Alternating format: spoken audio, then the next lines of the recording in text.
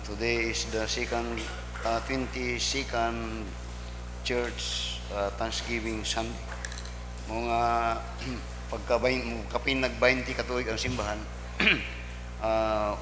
Obviously mudako na siya kay kasagaran ang mga gamay kanitong mga children nga atong gina-outreach hantod na nga for 21 years nahimo lang ulitaw dalaga o ang uban mga minyo na o ang uban kasagaran nakadala pud og mga nangaluwas sa atong simbahan o mo ni atong simbahan karon 21 years of Thanksgiving and 23 na ta sa atong anniversary next year. And as always after sa atong early morning service during our Thanksgiving and likewise in our church anniversary, what follows next is the church Lord's Supper. So the message that I would like to share this afternoon is titled, of course, the Lord's Supper. Pero lahi na po nga pamagi. Now we have learned that in the old time, when the Israelites were redeemed by the Lord through the leadership of Moses in the book of Acts, they were required to offer a lamb that the lamb which whose blood should be poured out on the doorposts. And in Exodus chapter 12, you will find here the origin of what we are now practicing as a church, which we call the Lord's Supper. In the old time, it is about the Lord's Passover, and you will find that in the book of Exodus, particularly in verse 10 to verse 11 down to verse 14, where in the old time, I said, the Israelites were commanded of God to as an ordinance to partake or to celebrate the Lord's Passover. Now notice what it means here. Ngunya sa verse 10 niya, and ye shall eat nothing of it. It's about the lamb that is being killed and whose blood is poured out on the doorpost. And this is what it says. Ngunya sa Exodus chapter 12 and verse 10 says, and ye shall let nothing of it remain until the morning, and that which remaineth of it until the morning ye shall burn with fire. Then niya, and there shall ye eat it with your loins girded, your shoes on your feet, and your staff in your hand. Then niya, and ye shall eat it in haste. Then it says, it is the Lord's Passover. Ang but pasabot nga ini nga panahon mugawasay na ang Israel gikan sa pagkaulipon sa Ehipto. Mugawasay na sila. O una sila magawas, muni ang gi-institute sa Ginoo para ilang buhaton.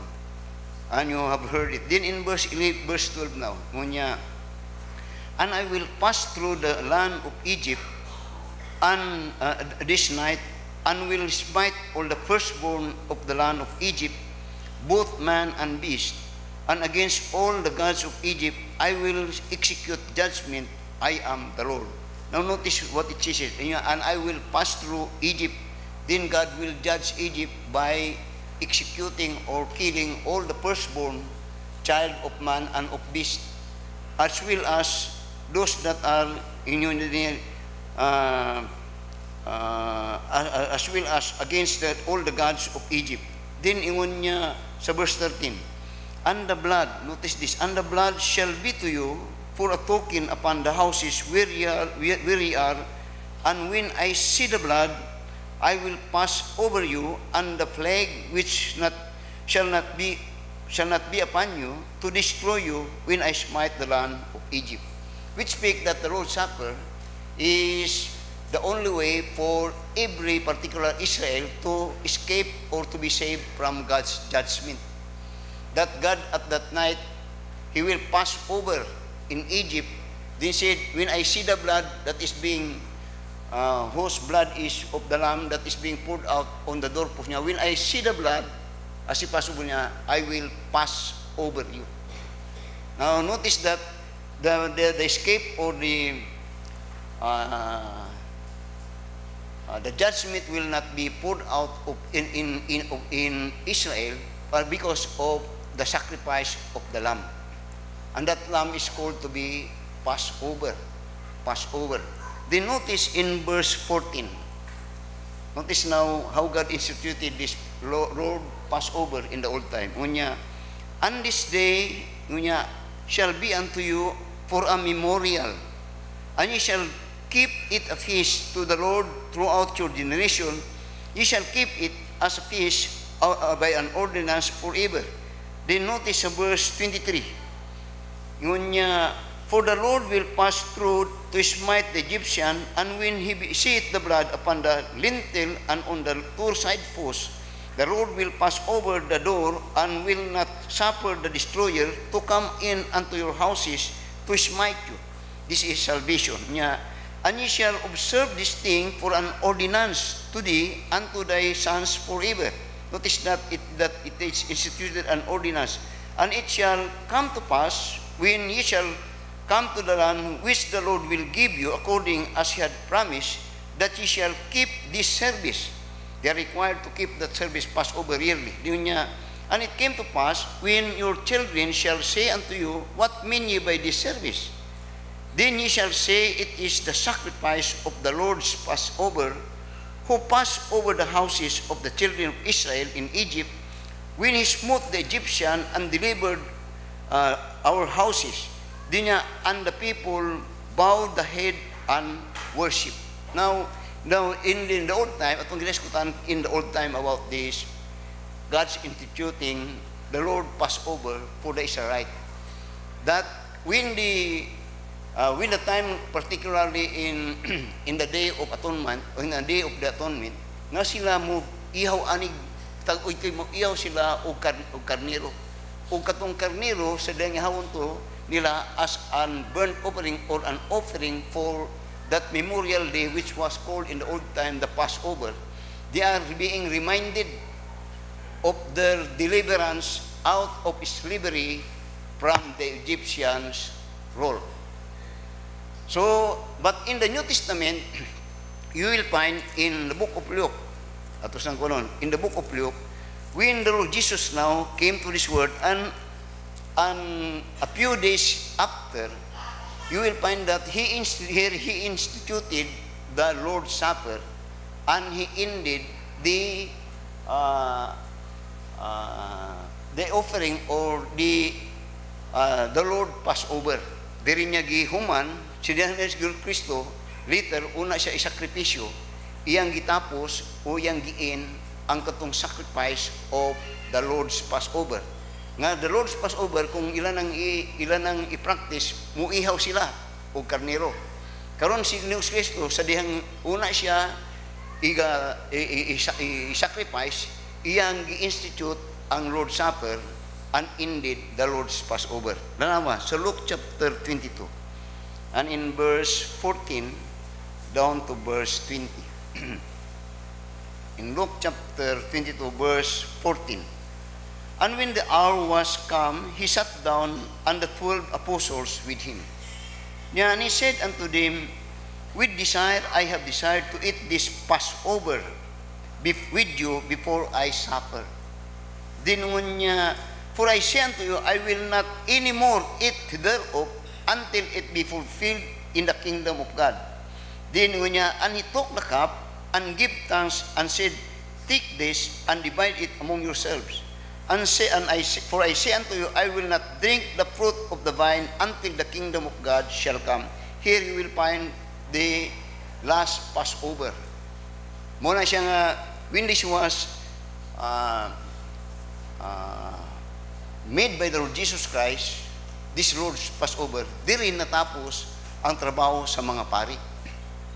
Kaya ang trabaho sa mga pari, before Christ was crucified and died, sila ang hatagag katungod sa Ginoo nga mo-offer aning sacrifice of the lamb, which blood kato were required as an remembrance of the Passover, or that the judgment of God did not pour on Israel when he see the blood on the doorpost. So, masundan kung si blood masundan nyo. So, diri niya gitapos. Dinotice sa verse 19 to verse 20. Diri sa verse 19 to 20, diri niya gi-institute, gilis din niya tong Lord Passover into Lord Supper. Tanaw ron sa verse 19. And he took bread. Now notice this, and he took bread mo tong sa 1 Corinthians chapter 11 nga atong gibasa kaniya. Kaya atong later on dito niya. And he took bread and give thanks and break it and give unto them saying, notice now this is my body. Dili na niging lamb, kundi this is my body. Which speak that in the old time, when the Israelite will offer a lamb for a sacrifice for this Lord's Supper, that is a picture of the Lamb of God that is coming to be sacrificed as the Lord's Passover. And that is the Lord Jesus Christ. I hope nga makita. So, yun niya karon. So, yung gigamit karon, dili na itong, wala na siya naghiskot dili sa katong karnero, kundi siya na mismo ang iyang diskutan dili.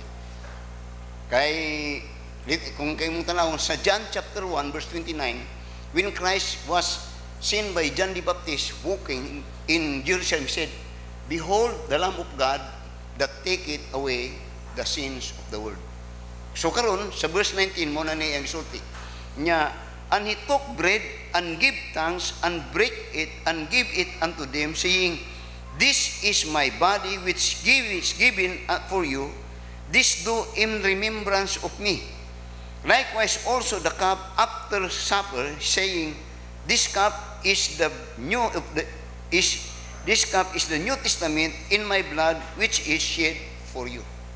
So that, kung mong tanawon sa 1 Corinthians chapter 5 and in verse 7, you will find here that in the New Testament, in the Old Testament, ang lamb is purely real lamb.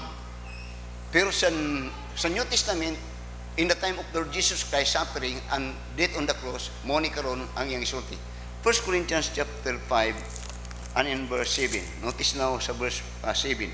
Unya, purge out therefore the old leaven, that ye may be a new lamb, as ye are unleavened. Din ngunya, for even Christ, our Passover, is sacrificed for us.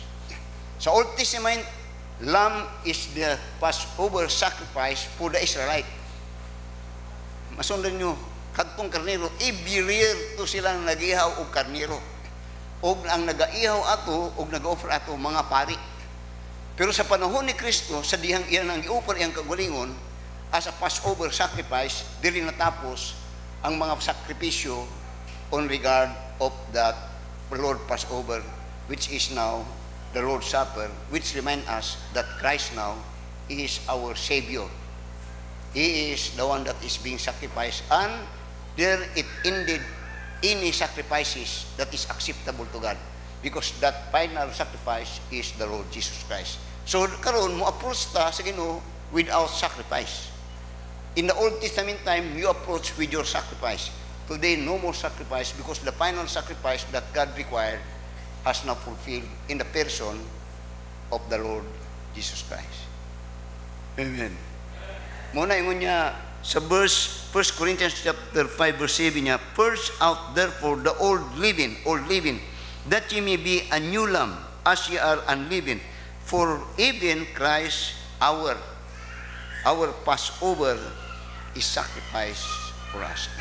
Now, you see, there are only two ordinances that the Lord Jesus Christ had given for the church. Duha lang na. Other churches, I think, katong Roman Catholic, 7 na sila. Now, in the Bible, Christ only gave 2 ordinances for the church. That is, baptism and the Lord's Supper. Both practices pictures the gospel of the Lord Jesus Christ. Both. But in baptism, when you are saved and you baptize, that we believe that it is the first act of obedience of every believer. That is the very first act, because that is the command of God that after a man saved, he must be baptized, believe and baptized. In the Lord's Supper give us the opportunity. Now, by the way, the Lord's Supper is sometimes called the communion, or sometimes this is what we call commonly labi na sa Catholic, Eucharist. And exactly that is Eucharist, which means when you partake that Eucharist or Lord's Supper, ang buot pasabot na it is giving thanks to God. Giving thanks to God. For what? For His dying on our behalf. That instead us to suffer, Christ had to suffer for us. So you partake it, so that every believer, when you partake it, it is not only an obedience, but it is God's method that He could bless us spiritually for our spiritual growth and blessing in our Christian life. So that in 1 Corinthians chapter 11 now, you will find the four thoughts, how that we are to be blessed when we partake this Lord's Supper. Lord's Supper. Tanong mo sa verse 11. 1 Corinthians now, chapter 11. Chapter 11. Notice in verse 23 to verse 25. Now, here you will find the God's ways on how could we be blessed, and above all, in this blessing, how we understand when we partake it.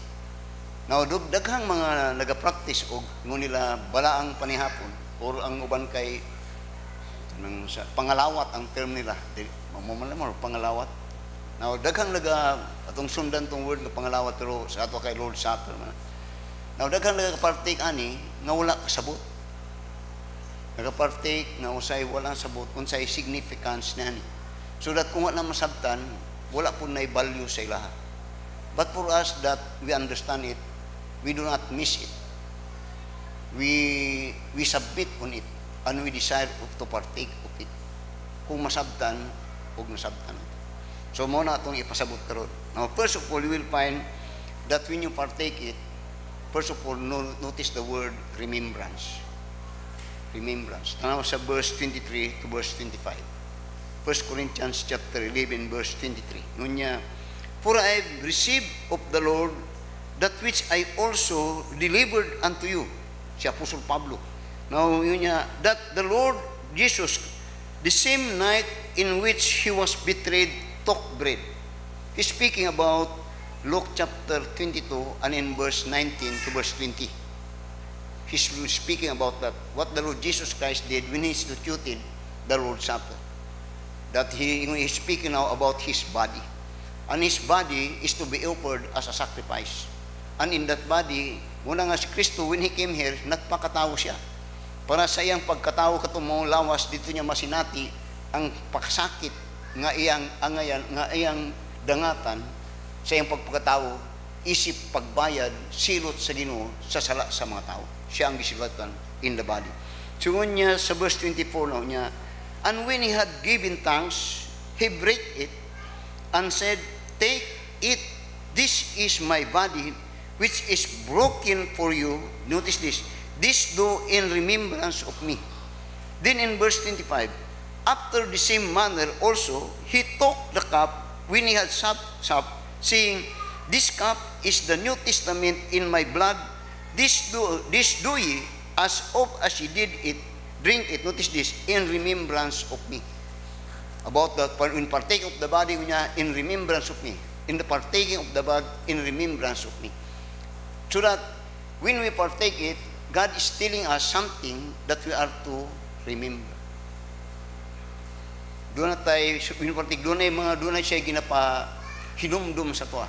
Now, if you study the Bible, the Lord Jesus Christ did not ever, I'm sorry about it, but we believe on this, did not say anything about remembering of His birthday. But many people, even us, we make much about His coming. But God never did said and reminded the church of remembering about His birth. I'm sorry about it. I never read it in the Bible. But we give much time about His birth. Nga pag-abot sa September na, kay nataw. Nakaroon September, Christmas song na. Hantod sa January, Christmas song. But God did not say, remember me on my birthday. But in His death, that is what He said. But He said it, but we never give much importance of it. Katong butang nga di niya gisulti, mo'y atong gihatagag maayog focus. Pero katong butang nga iyang gisulti, wa na to hatagig maayog focus.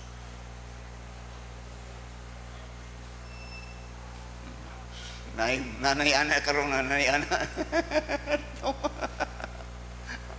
Muna rightly dividing ka.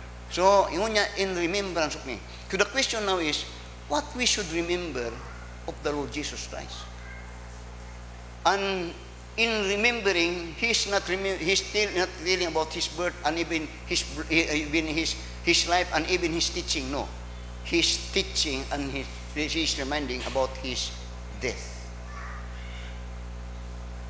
Now, usahay kung maghiskot na, usahay di ta kayo nagahiskot o kanang date of the birth, date of the death, o pizza sa kamatayon sa mga pinangga, di nato na kayo sa ginamduman. Kung dili ang nangamatay itong hinumduman yung birthday, murang gihapon. Kung ano mo lang nga natin, no? Baliktad. Ang gitudo sa Biblia, wala dili mo na mao sa atong ginapractice di sa kalibutan. But the question now, why God tells us about this? And this remembrance of his death was given in the Lord's Supper. Now, tanawa sa 1 Corinthians chapter 15. 1 Corinthians chapter 15. Notice in verse 1 to verse 4. This is when he tells, remember me.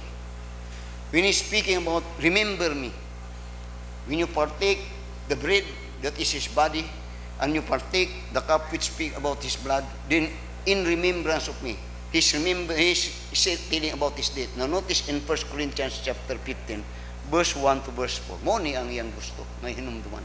Ngunya, moreover, brethren, I declare unto you the gospel which I preach unto you, which also ye have received, and wherein ye stand. Muna atong gibargan, kining gospel. Gani singon ni Apostle Paul sa Galatians chapter 1 and verse 6, if there be anyone that will preach another gospel, let him be accursed.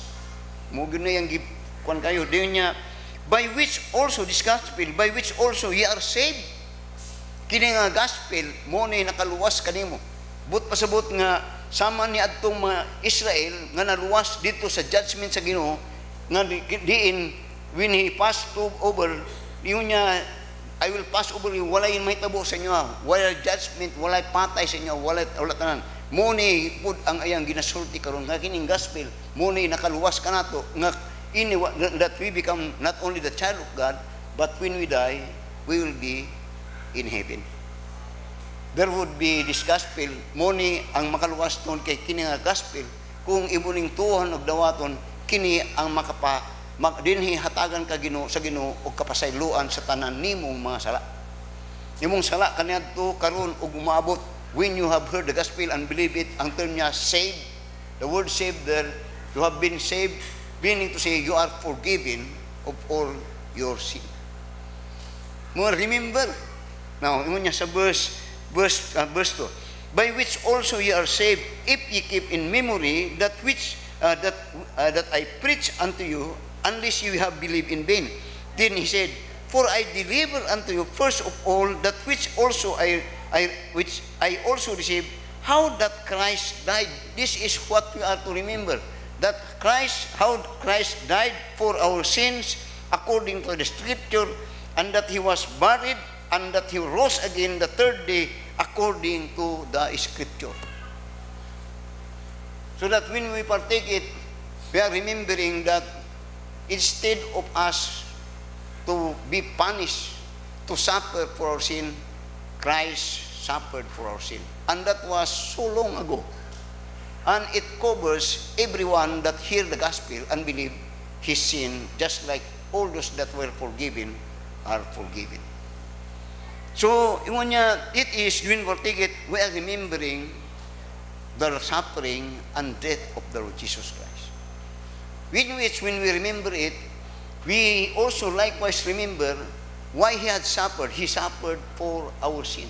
And when we speak of our sin, the wickedness that is in us, nga wa tay angay unta nini, wa tay angay nga maluwas pinasaggrasya sa Ginoo kay even today usay nagakuan pagyapon ta, pero that is the grace of God, that we as our condemned sinner, when we hear the gospel, believe and receive it, then that condemnation was erased. No more condemnation when you partake it.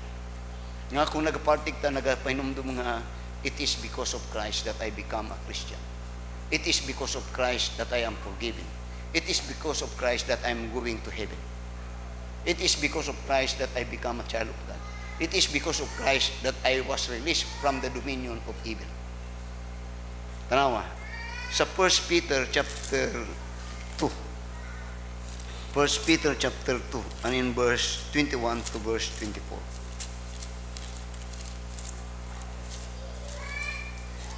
Tanawa sa 1 Peter chapter 2 verse 21 and then sa verse 24.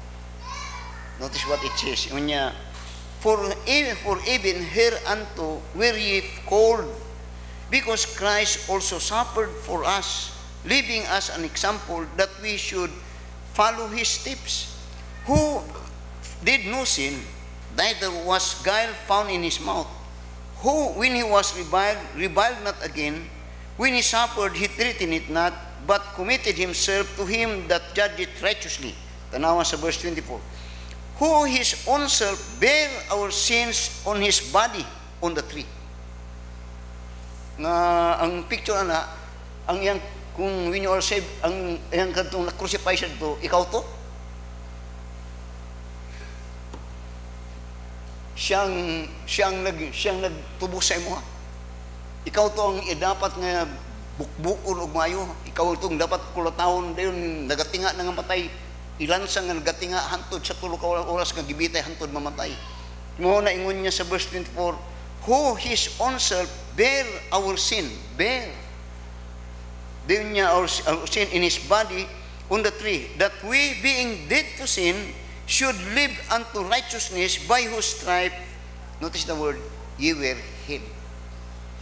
His stripe we are healed from all our sinfulness. Una nga sa 2 Corinthians chapter 5 and in verse 21, this is now what Apostle said in regard of that suffering of the Lord Jesus Christ, which he tells us that when we partake this special event for Christian, the Lord's Supper, is we are to remember. Tanawa ron sa 2 Corinthians chapter 5 and in verse 21. Nya, for he hath made him to be sin for us who knew no sin, that we might be made the righteousness of God in him. That when we partake it, ang ngayon tamo partake, then when we partake, we remember, oh my, nahimo kong matarong tungod sa iyang pagpasakit dito sa cross. Nang iyang pagkamatarong karon, nahimo kong kaparte, imputed na pagkamatarong din kanako nga karon nahimo kong anak sa Dios ug angayan nga moadto sa iyang gingharian. Amen. Oh, the Lord's Supper. Balik ta. 1 Corinthians chapter 11 verse 23. Unya, for I have received of the Lord that which also I have delivered unto you. Apostle Paul is telling that he had this and he had delivered it. Di lang kay saya kundi sa tanan nga makatawhan, particularly in this church and Corinthians, and particularly to all believers of the Lord Jesus Christ. Unya, for I have received of the Lord that which I also delivered unto you, that the Lord Jesus, the same night in which he was betrayed, took bread. Then unya, and when he had given thanks, he break it. Now you see, the Lord Jesus Christ knows that after this, he will be betrayed, and later on, he will suffer in the hands of men. But when he partake it, gipasalamatan niya sa ang Ginoo, knowing after it that he will pass on so much suffering. Kay bulo siya nga padulong na siya sa cross sa Kalbaryo, pero niya salamat yun. Salamat. That even in the time of his near crucifixion, his still aim is to glorify and to give glory and thanks to God. Amen. Dahil mga Kristiyano nga mahadlok mo didikit sa kinabuhi sa Ginoo, kay mahadlok og suffering. si Ginoong Kristo kay bulos sa siyang padulungan. In His humanity, He knows it, but He thanked God for it. That in Him, God promised for the redemption of mankind will be fulfilled. And now we are being redeemed. So, verse 24, and when He had given thanks, He broke it and said, take it, this is my body which is broken for you. This do in remembrance of me. That body had suffered. Then, inguna po niya, after the same manner, He also took the cup when He had supped, saying, this cup of the New Testament is my blood. That blood is representing His death. That He suffered much before His death. The blood should be offered just like the blood of lamb in the Old Testament must be offered in the doorpost. So this cup is the New Testament in my blood. This do ye as oft as ye drink it in remembrance. Now there are times that I imagine the face of the Lord Jesus Christ. I don't know about it, but I'm imagining about how wonderful it is when time that He will come and I will be with Him face to face. Then I will see my Savior. Wala na ko siya makita. Wala nakita siya. Pero we will see Him when He return back. So, notice now in verse 26. It is speaking about remembering. Then, sa verse 26 now, for as often as ye eat this bread and drink this cup, notice this, ye do shew the Lord's death, then till He come. Till He come. Which speak first of all that this is what we will practice, hantod nga mobalik siya.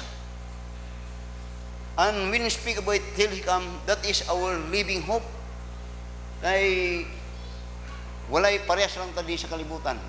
Abinin mo kini mga hayahay ni dato ni naisapian na ikwan, pero I tell you the same we are suffering. Wala may ikwan. Dili na natay mga gibati nga kasakitan. Walay tao nga dili mo agig mga kasakitan. Tabla tatanan ana. And our only hope nga ma-release ta ning mong kasakitan, you are managed or not managed, gani you not nga atong only hope here is till He come. That when He come, una ingon niya sa katong akong kinsulti sa John chapter 14 and in verse 1 to verse 6 niya, let not your heart be troubled. He's speaking about Christian that is in this world that are facing tribulation or in trouble. Let not your heart be troubled. Believe in me, believe also in God. In my Father's house are many mansions. If it were not so, I would not have told you. I go to prepare a place for you, that where I am, there ye may be also. That is His comfort, and that is what we are waiting for. Now, our only hope to release from all the burden of this world is when till He come. When He come. So, but pasabot, nga hantod nga di siya mubalik, we keep on remembering Him. We keep on remembering Him. Ang pag-remember na tungod sa kadtong atong kaluwasan nga pinaagi kang Ginoong Kristo. So, dingon niya, for as often as ye eat this bread and drink this cup, ye do shew the Lord's death, then niya, till He come. Which speak that, notice this, ye do shew. Imong ginapakita ang kamatayon ni Kristo na kini ang kabayaran sa mga kasalanan sa mga katawhan. That when we partake it, we are not only fellowshipping as Christian, but we are showing to the world the Savior of our soul and spirit, and that is the Lord Jesus Christ. So, then in verse 27 now niya, wherefore, notice now the warning niya, wherefore, whosoever shall eat this bread and drink this cup of the Lord unworthily shall be guilty of the body and blood of the Lord. Now, this is speak about requirements or the condition for those that will partake.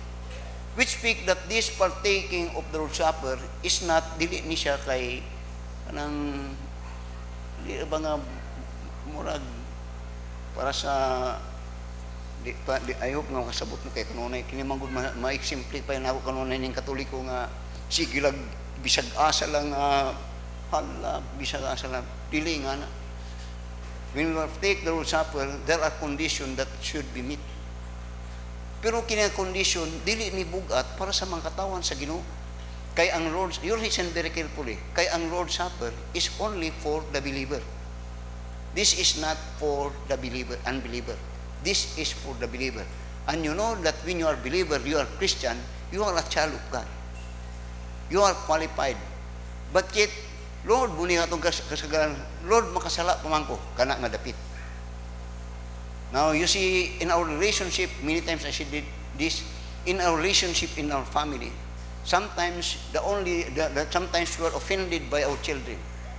The only way that we could return back our good fellowship to our children is that when they come to you and ask for forgiveness. But yet, even if they are not coming, but in your heart, you are already, yun na kayo will, unta ning bataan ni mo surrender, unta ni sakwa. Kay kining bataan, wagod kay mahimo, kung di, wala ko. But when he come to you and said, I'm sorry, kana, you are worthy of it. Now, none of us kung mong tanawon is worthy ba ya? Pero we become worthy because God commanded this. And God said, if we confess our sin, He is faithful and just to forgive us our sin and to cleanse us from all our righteousness. Now the question is, asa na ito na magamit? Sa asa na magamit? Sa ato which speak that God is so much open for reconciliation. So that when we partake the Lord's Supper, atong tanawon, have I offended the Lord? Now you see, when you offended someone, you offended God. Muna siya katuyon ako, there are two kinds of people, tao, ungodly and unrighteous. Ungodly, it means that that man is against God. Unrighteousness is that man sin against man, against his fellowship. So that unrighteousness deeds nga itong nahimo is an offense against God, which speak and command that we are to ask for forgiveness. Because ang atong sala sa atong isig katao, actually sala na nato diha sa Ginoo. Ano man, kung ingon niya, love one another. When you do not do it, then you offend God, being unrighteous. Basta na ko ninyo. So, muna karon sa verse 29. Now, when he gave this, usahay mo ni mo babag. Now, there is a story that I have read in relation to this Lord's Supper partaking sa usa ka simbahan. Nga sa usa ka simbahan, nag-message na ang pastor.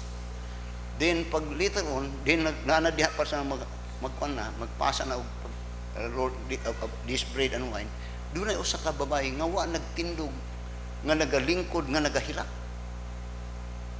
Giadtuan sa pastor, what's the problem, sister? I'm unworthy to partake the Lord's Supper, pastor. I'm unworthy. Dinuman sa pastor, that is the time that you are worthy. Kana nga panahon, angayan ka. Nabot pa sabot, there is guilt. And when he said it, he is now repenting. Dinuman niya, that is the time that you are worthy. So, ingon niya sa verse 28 now. But let a man examine himself, and so let him eat of that bread and drink of that cup. Examine. Now, I always said, doon ako ikauban nga, pastor pa yun to, may numdum ko ato. Kung ako nga lang, barkal, amigo kayo nito. Sa mga pastor naman ay away-away pa. Di ba? Ayaw to, wala away-away na. Ang yan katong sa itong pastor nga akong amigo, na yung kabikil nga pastor, ang isunti, gitamnan na ako nagkawayan. Ano pang gitamnan. Si Kristo nakapasaylo ni mo, ikaw di ka kapasaylo ka, grabe na po ni mo. Ning labaw ka na sa Ginoo. Iyan daw gitamnan o kawayan. Din ako, mandar man dahil niya itong, damay, ning labaw na ni sa Ginoo. Kaya ang Ginoo, nakapasaylo. Kini, di makapasaylo. Mga kung makasalaan yung mga bana, pasayloan ninyo ha. O yung mga asawa. So, notice now, for he that eat it and drink it unworthily, eat it and drink it damnation to himself. not discerning the Lord's body. Now notice this. Doon ako ning giton-an og maayo karon lang. Nga He's telling us that be worthy, and you could be worthy. Ngangbot pasabot ayaw partake nga murag wala kay self-examination ba? Wala kay mo partake nga murag naapay mga bitterness, mga butanga na dili tumayo. Kuwato. So ingon niya karon niya, but let a man examine himself, din niya, for he that eat and drink it unworthily, eat it and drink it, damnation to himself. Notice this, not discerning the Lord's body. Kanang not discerning the Lord's body. Now, I read a book just like this afternoon before I stand here. Akong gina-search ni, sa maning not discerning the Lord's body. Kay katong Lord's body, ingon niya sa verse 23, kadto ang nagsuffer. Not discerning.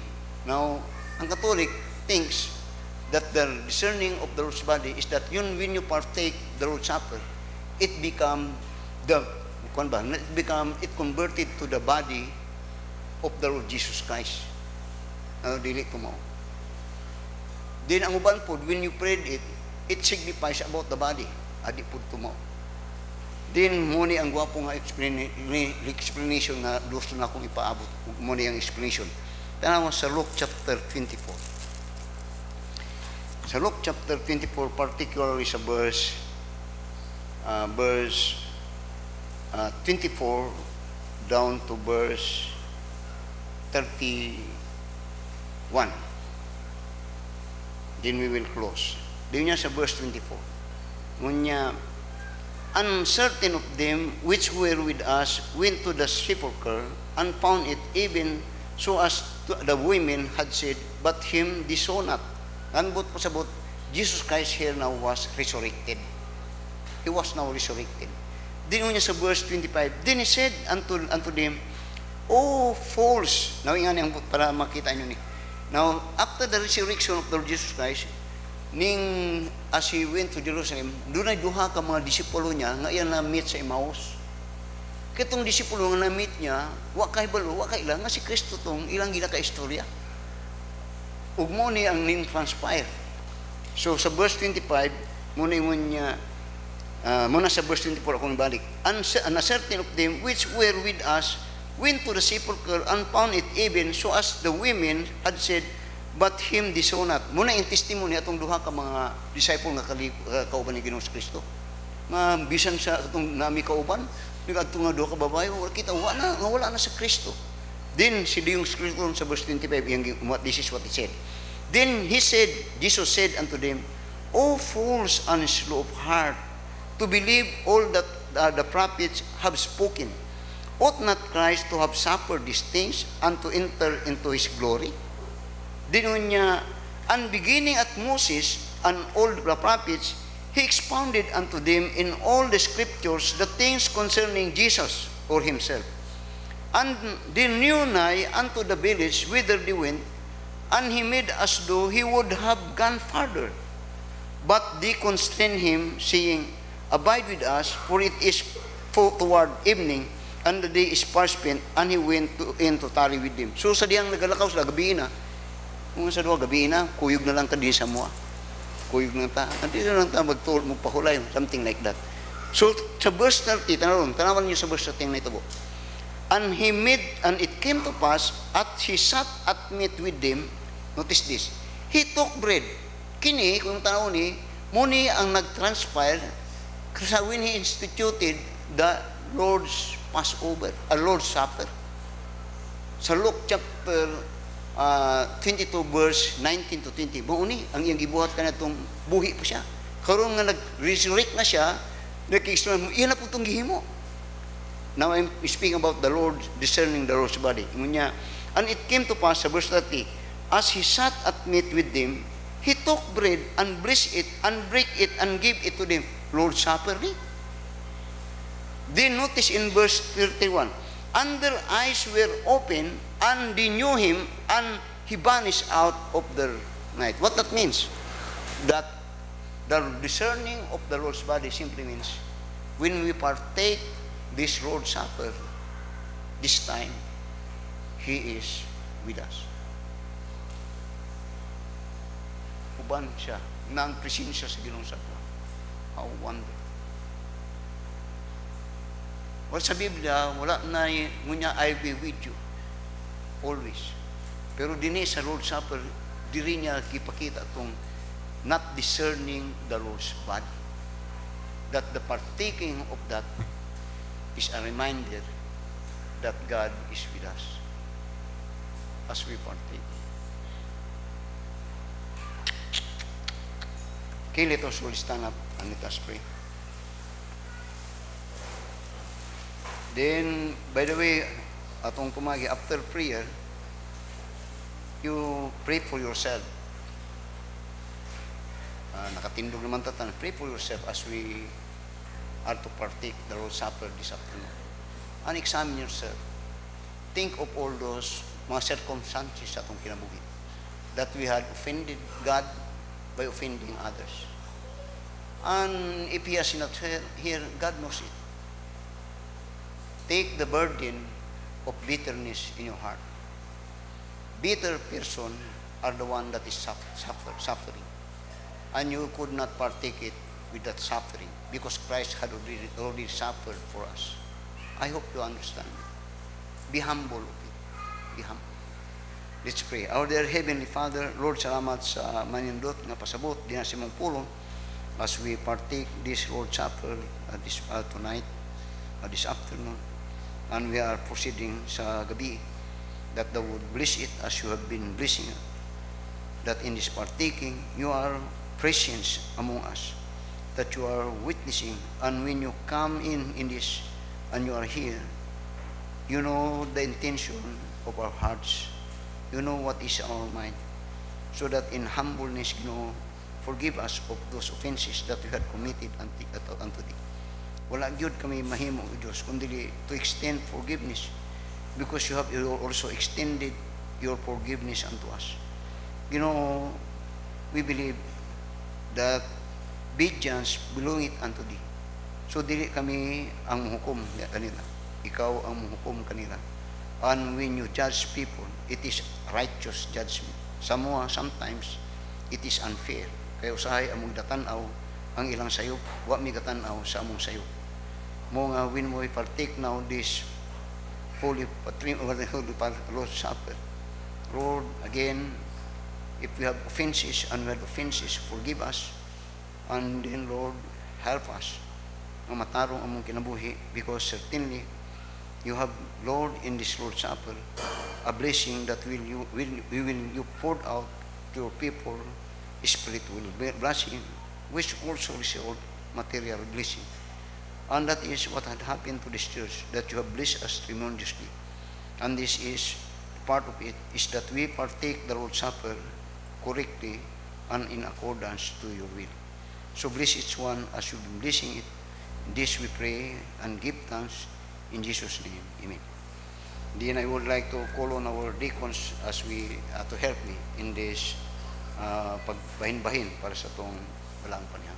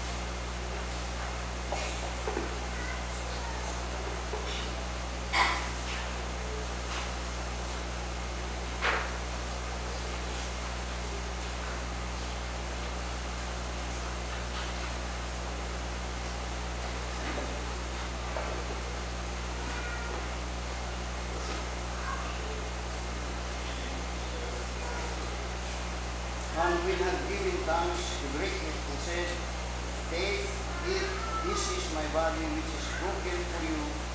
This do in remembrance of me." Let us pray. Our dear Heavenly Father, Lord, as we partake this Holy Communion, this what we call Lord cup, as we partake, as we have said in remembrance of me. We are remembering at this time the suffering, the agony that we have experienced going to the cross, and on the cross, with your body hanging as a sacrifice for our sin. That as we remember it, we remember it is us, but then it is you that have suffered, because sa mong pagbalimong, dili kami ang ngayon, kung hindi pagkadawakan ang aming pagbalimong sakripisyo, parang sa kasayuan sa mga kasalanan. Ang ganda, yang pagkadawakan ng sakripisyo, patong sakripisyo bagi of the Lord Jesus Christ. As we partake, very remember, Lord, and so much grateful because of our salvation becomes so free. And it becomes a gift because it happened years, so many years ago before we are finished. And now that justice has taken us, after we have heard and believed and received, then all our sins are forgiven and we become free from God. God is not forgiven us and we let me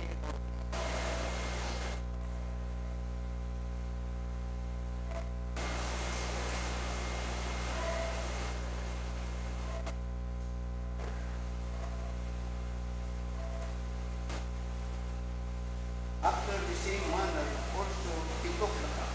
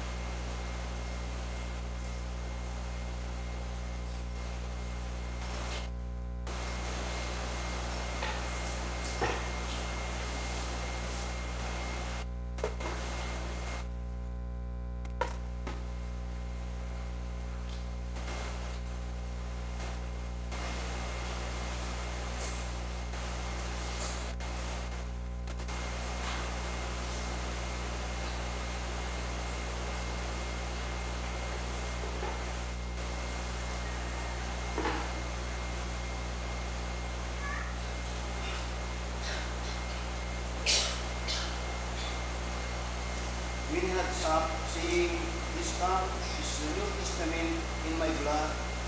This do ye as oft as you drink it in remembrance of me.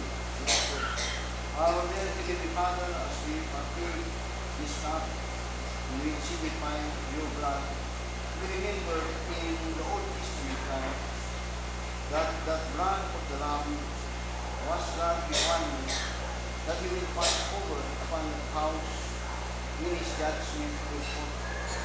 In the New Testament, we have our Passover lamb in the person of the Lord Jesus Christ. And the gospel now was complete. And everyone that believes and receives Christ as our Savior, their sins are forgiven. And they are being cleansed and washed by the blood of the Lord Jesus Christ. And that's exactly what happened when we believe. So that we have now received the divine nature of the Lord Jesus Christ. So that as we partake it, we do remember that we are a child of God, forgiven and cleansed by that blood. Bless as we have blessed this, as we have partaken in Jesus' name. Amen.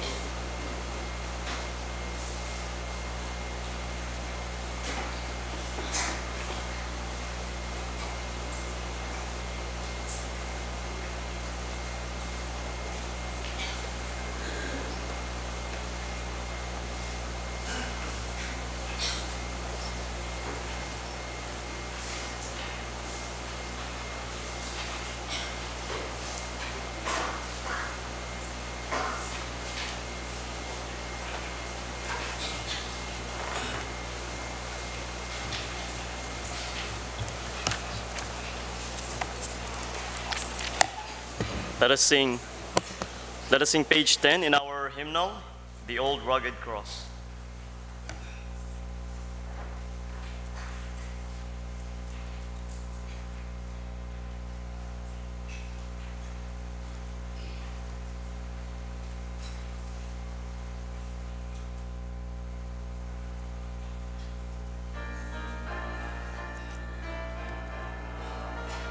Verse number 1, ready, sing. On a hill far away stood an old rugged cross, the emblem of suffering and shame.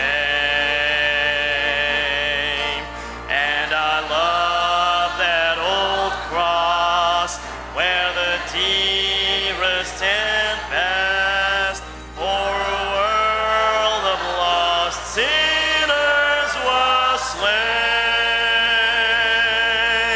So I'll cherish the old rugged cross till my trophies at last I lay down.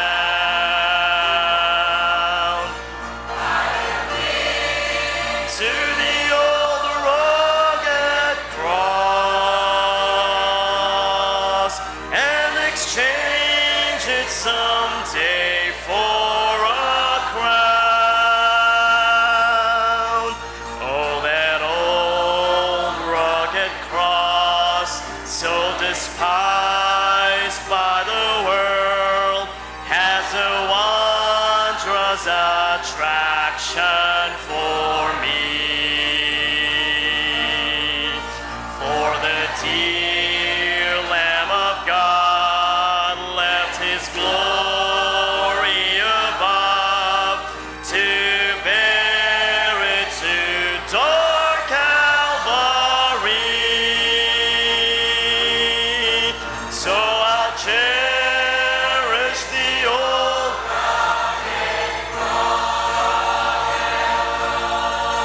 till my trophies at last I lay down. I will cling to the old rugged cross and exchange it someday for a crown. In the old rugged cross, stained with blood so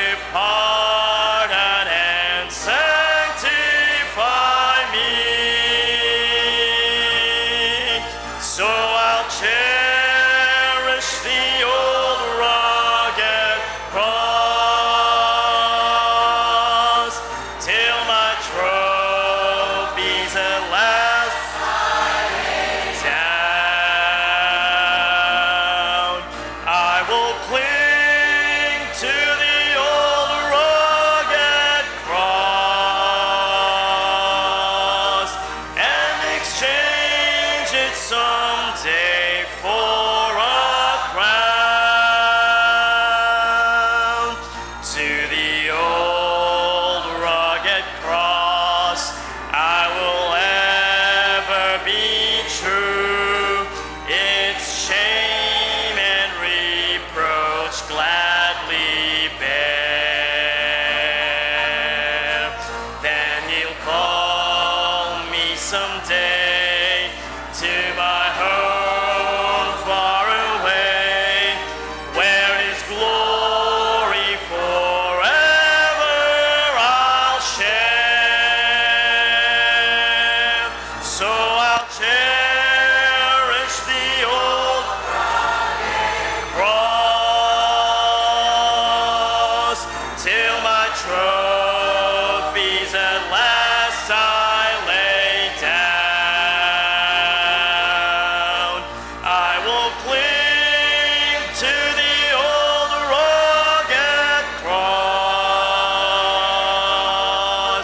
and exchange it someday for a crown. Amen. Let us close our services this afternoon by way of extending our thanks and thanksgiving sa mga kaigsunan nga nag-support sa ato ang preparation nining okasyon nga atong gi-held karon nga bulan. Every last month or last Sunday of the month of August is our Thanksgiving Sunday. First, we would like to appreciate ang naghatag og bulak karon. I really appreciate it. Thank you kang Ma'am Soraya. Every year ni nga iyaning commitment sa Ginoo. Wonderful. Walay mga butang atong gihatag sa Ginoo nga di niya suklian. Walay ang tarong nga tawo nga nay mayong panghuna-una kung nanay madawatan maningkamot yun na siya. Nagyud na siya komentaryo mayo sa iyang gihatagan. Amen.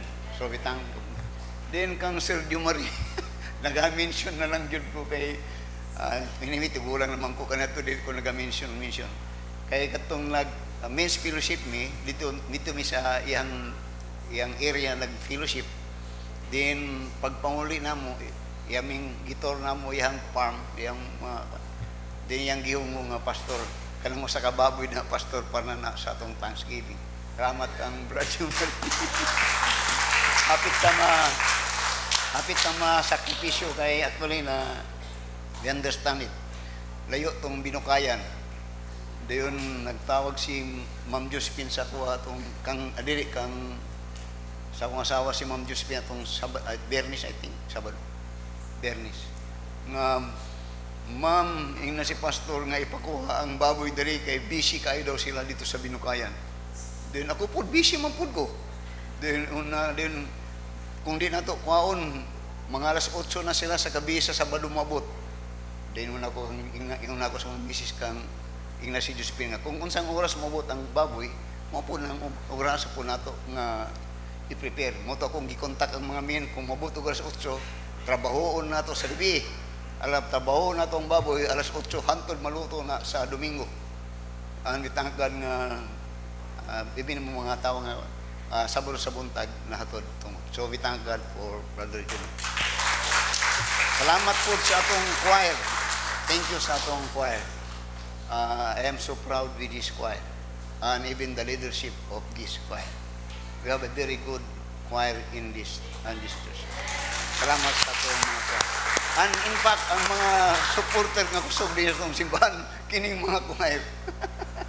Mga mayo ni sila tingog. And you have witness on it. Every time that they will sing, you will be blessed. You will be blessed. Then also, we would like to appreciate ang mga nag-involve sa pagluto o sa kanon, si Brother John Albios, Brother John Albios. Alas 11 na ning uli, alas 11, alas 12. Then balik og alas 3. Ayaw ninyo kalimot itong sabot nga doon na siya love gift kay kapoy kayong magluto. Natay sabot ato nang gimiting. Then salamat po kang Brad Dudong ug sa tanan nga nag-involve. Salamat po kayo. Even your presence is being appreciated. Salamat. Ug sa taga Nabunturan atong amo ang paborito nga luto ni Ma'am Clemencia. para sa senior citizen only. Mga gulay-gulay pero lami nga gulay. Daghang salamat. Let's give them a hand. Then, ingani, ako na lang ning i-declare, kaya mo na ning gisabutan kagahapon. Nga from karon sugad karon para dili kay actually ang atong giamutan karon is 600. Ingani atong pamagi basta Thanksgiving para makasabot mo. Every Thanksgiving nato ang mo finance ana mga membro. Pero sa atong anniversary ang mo finance ang church. Kay church anniversary na Thanksgiving gikan na sa to. So mo to ang gikasabutan nga para dili kayo bugat sa mga membro kung bigla manggod nga 600 murag lisod. So karon mag monthly Diyos ta para sa Thanksgiving. Mangulikta si Ma'am Josephine kay siya may isog-isog diri. Kana to si Janjan ng isog-isog nga mukulikta pero ning kakak naman siya ning kakak naglagot ko kay ganahan kayo ko kana to kay isog kay mangulikta taud-taud. Nakadlok naman siguro na gisi ko ning akong amigo. May ni si Ma'am Josephine murag wala pa nakasiko ani niya. So every month each family ha dili individual each family mo contribute tag 200 per month for Thanksgiving sa August. Okay mo, na? Amen. Halimbawa, pamilya ni Germir. Si Germir, pamilya na unom. Unom na. Ay, 7. Unom. So, 200 siya every month. Unya, kay si Chikay kay professional man. Ang professional, 200 niya po na. Kay professional na, gampuan na ito na 200. Bukat ba ng 200 siya sa kabulan? Dili, ginagmay para pagkabot yun, dili na kay sige kong tapada. Sige tapada kay si Pilpan anad di ba gyud ni maulaw nga mudor sa pastor kulang bayad ni panda may sige. Dili wala bay resibo. At kung di ba resibo ako to. Sa ako to basta bay resibo. Kasagaran way resibo. So okay mo ana? So sa August nakatigom ta og murag dako kay basta 200 per family. Ma'am Jo, 200 per family. Per family. Para sa mga isdrilon, murag unom ni sila po. 200 lang mo. Ha? O, doon ang mga professional ngayang people na to, 200 po. Kung mga professional, mga professional, kung gibugatan mo o 200, pangundang mo trabaho. Para di mo apil o amot. Mura na solusyon ninyo. Okay mo ana. Na atong ginasolbad ning usay manggod pag pila atong amutan 600. Mura bag purting bugatan na kay so karon binulan. Atong ginapahitad paagi nga mas mudako gamay ug mas dili bugat. Kay again ang na for family ug sa mga professional. Katong mga professional ayaw mo panrabaho para di mo apil mo sa family. Para makalingkawas mo sa inyong 200. Kasabot mo na. So again, salamat sa inyong cooperation. We have a very beautiful church. Wapo ang atong simbahan. Remember that. And it is because, inganita, we have a very cooperative nga spirit sa atong simbahan. Mga word, di kayo nga nag-partake of Lord's Supper. Wala ko yung nadungog pa nga nag-mulo. Si Gilmet lang. Okay, sagang salamat. Please bow down our heads for prayer. Our most gracious and loving Father, Lord, salamat sa manindot nga panimbahon in regards with this occasion, our special day, which is our thanksgiving for the Lord. Lord, our thanksgiving is not dili pa gyud enough for kung i-compare sa mga benefit nga mong nadawat diha kanimo. Sa mga natubag nga mong mga pag-ampo ug mga yungo mo diha kanimo. Gani, even this very life is your own, and nothing is our own. So that when we give thanks and we give something for thee, that is not from us, but actually it is still from thee. Tabangi kami nga makasabot niya ni Gunoo para mawa ang burden of giving thanks unto thee. So thank you for this Sunday. Thank you for this day. Thank you for those people that we had invited and had observed us and had tremendously blessed with our services. Salamat Ginoo for thy faithfulness. Salamat sa mong pulong nga kanunay among gina-cherish ug nahimo kining pagkaon sa mong kalago espiritu ug nahimong iwag sa dalan sa mong pagkinabuhi uban kanimo. Tabangi kami o Dios nga masinundanon diha kami kanimo. tungod kay kanunay among ginalauman ang imong kaluoy, ang imong paggiya, pagpanalangin kanamo, nga niin Ginoo we could experience the fullness of the truth of the gospel and of thy word. So thank you for blessing us as you have blessed us, and we pray Ginoo for thy continued being in us as you bless us in this coming Monday up to Saturday again sa mong pagkinabuhi. And likewise, we do remember our fellowship tomorrow in the beach, that thou would be with us as you bid us, to take us and guide us, and tabangin kami nga ma-appreciate o malipayon kini mga occasion. Talagsa lang ni nga among ginahimo o nga kanunay nga among ning ginampuan tungod kay kini ang imong kabubuton kanamo. So salamat sa imong pakiguban kanamo, and even for the finish nga nakabo about our Lord's Supper. Thank you, Lord, for blessing us tremendously. This is our gesture of gratefulness and thankfulness unto Thee, and this we do in Jesus' name. Amen.